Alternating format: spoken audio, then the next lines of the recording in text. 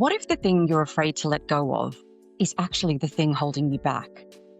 What if giving up something, alcohol, smoking, a toxic relationship, a job that no longer serves you, or even just a thought pattern, isn't about losing something, but finally becoming the person you're meant to be? For years, I told myself I'd stop drinking until one conversation changed everything. Today, I'm going to share what shifted for me and how curiosity helped me along the way. Welcome back to Dear Curious Soul, and that was the moment. I'm Deshankar, and today's episode is a little bit special. This is a crossover of both my podcasts because what I'm sharing with you today isn't just a reflection, it's a moment that shifted something deep within me. Today, I want to share my journey so far with becoming a non-drinker. Don't worry, I'm not here to preach or tell you what to do, but if you're listening to this, something has probably piqued your curiosity. As of this recording, I haven't had a drink for 12 weeks. Well, maybe you're thinking, why share this now? It's only been a few weeks. Well, I'm sharing for a couple of reasons. One is to keep me accountable, and two, because 12 weeks is a huge deal. I used to feel so daunted hearing about people talking about being sober for 10 years. And I just felt like that was so far away, so unachievable for me. I would think, what's the point of even trying? That was just one of the stories I used to tell myself to keep me drinking. But now I see it differently. If I can do 12 weeks without alcohol, I can do 12 years. Alcohol has been a huge part of my life, even before I was conceived. It had a starring role in all our daily lives, family gatherings, and special occasions. Whenever my sisters and I talked about plans for Christmas lunch, we'd literally start with, what are we going to drink? I can't tell you the confusion that was caused when we couldn't buy our favorite margarita mix last Christmas. For many years, I haven't liked the relationship I had with alcohol.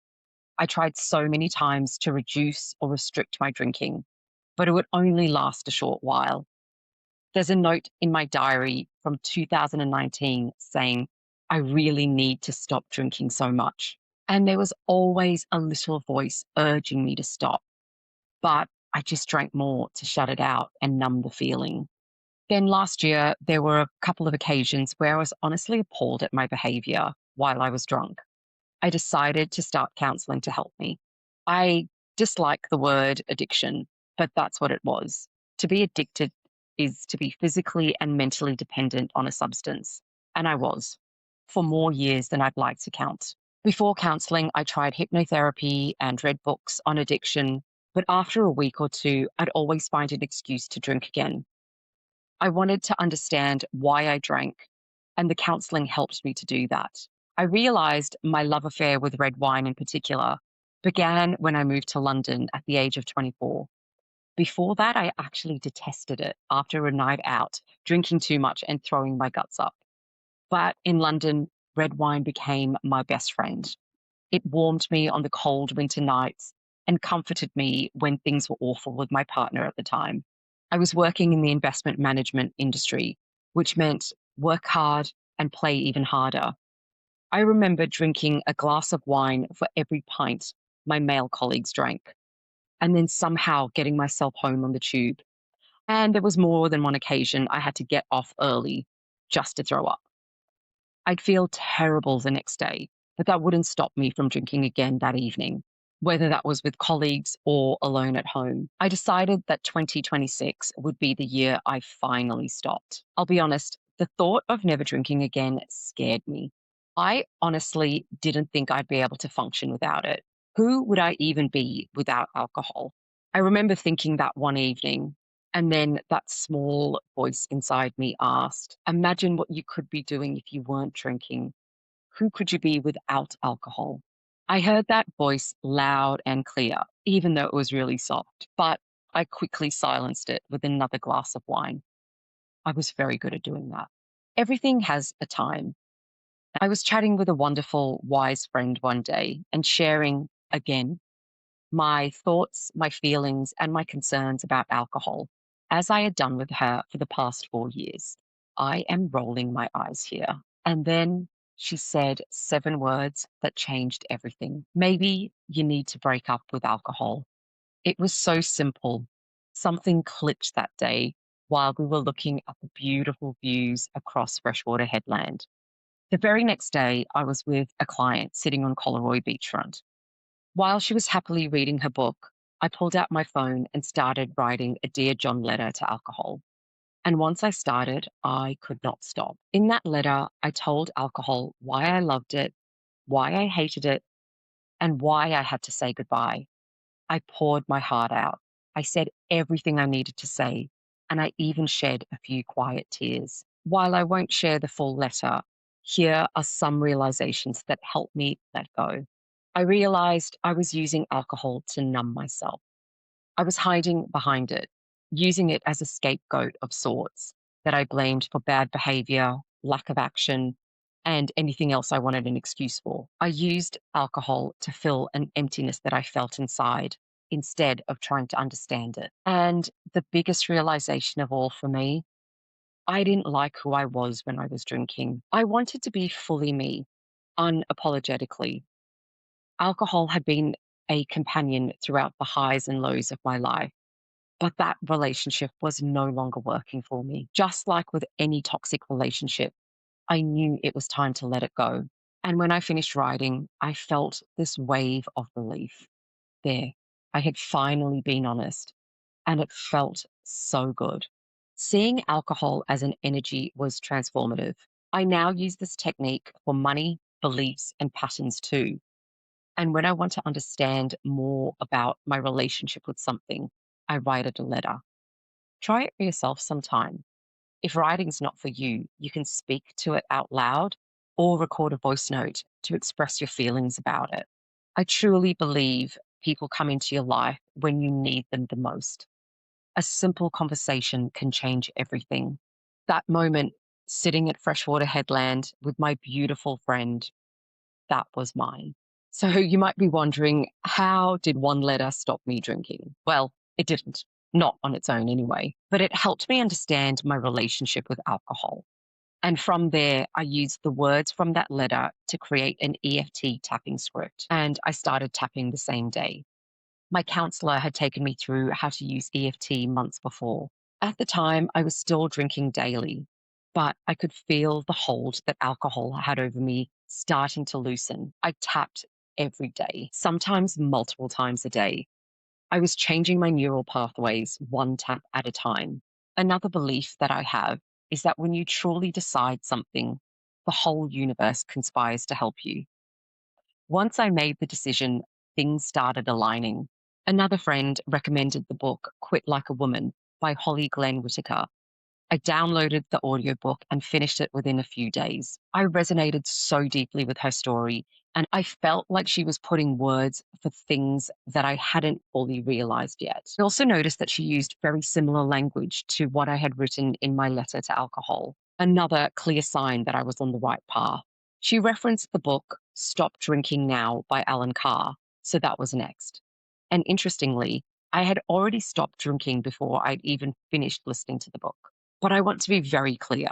These books didn't physically stop me from pouring a glass of wine. They were tools.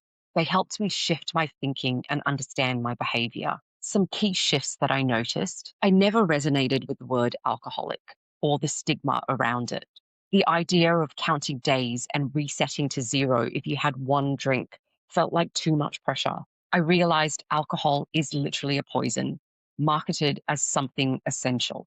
Instead, I chose a different mindset. I chose not to drink. As simple as that. I wasn't giving up. I was choosing. Every day when I wake up, I make that choice. In Reiki, we have the 5 precepts that begin with just for today. And that became my approach. Just for today, I choose not to drink. And I made a promise to myself. I don't intend to drink again, but if I ever did, I won't shame myself. It doesn't erase the progress I've made. I'll simply choose again. In upcoming episodes of Dear Curious Soul, I'm going to go deeper into how EFT and an understanding of neural pathways helped me on my journey with alcohol. So if you'd like to learn more, please be sure to subscribe and follow so you don't miss them. And finally, one of the biggest aids in my journey so far has been the support of my amazing partner. Having someone that I trust completely to share my fears, my thoughts, and my wins with has been everything.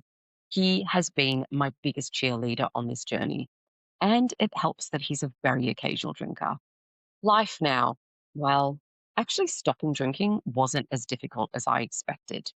The inner work that I had been doing made a huge difference. What I did find challenging in the beginning was being with myself 100% of the time. That inner voice became so much clearer. And at first, that was really confronting. There were things I didn't want to hear. In the past, I would just drown that voice out with another glass of Shiraz. Now, I couldn't. I had to just listen. And that led to some difficult conversations and big changes, internally and externally. I started letting go of things that no longer served me, relationships, situations, and old thought patterns as well. And now, 12 weeks in, I feel like I am thriving. Physically, I've lost weight, bloating, and inflammation without even trying. My skin is clearer, my eyes are brighter, and waking up with a clear head feels incredible. Financially, I'm saving so much money. It's honestly shocking how much money I used to spend on alcohol. Socially, I'm still going out just as much as I did before and definitely having a lot of fun without the added anxiety of, oh my God, what did I do last night? My relationships have improved deeply. I've let go of some and others have blossomed. My relationship with my partner has improved tenfold. I no longer overreact, I respond, and I can see how proud he is of me. And my self love, well, it has skyrocketed. I feel lighter, not just physically, but emotionally. There's a spring in my step that hasn't been there for years. My mind is now a beautiful place to be instead of a war zone filled with shame, blame, and regret. I believe that everything has its time. And I believe that your mind, your body, and your soul know when it's the right time to let go of something. Whether that's a relationship, a job, or in my case, an unhealthy addiction, your body knows, your mind knows, and your soul knows. All you have to do is listen and take action. If there's something you want to let go of, maybe it's an addiction or a habit that's become one, whether that's alcohol, smoking, vaping, overthinking, or people pleasing, be curious about it. Find your own way to work through it. There's no one size fits all when it comes to healing or growth. Do it your way. And lastly, never underestimate the power of a conversation with a friend. If I hadn't spoken to my friend that day on Freshwater Headland, would I still be drinking now? If something in today's episode resonated with you, or if you thought of a friend while listening, please share this episode with them. You never know if it's exactly what they need to hear right now on their path. And until next time, be present in each moment because you never know when your moment will arrive or when you have the gift of being that moment for someone else. Thank you for listening with an open mind, a kind heart, and your dear curious soul. Until next time, stay curious.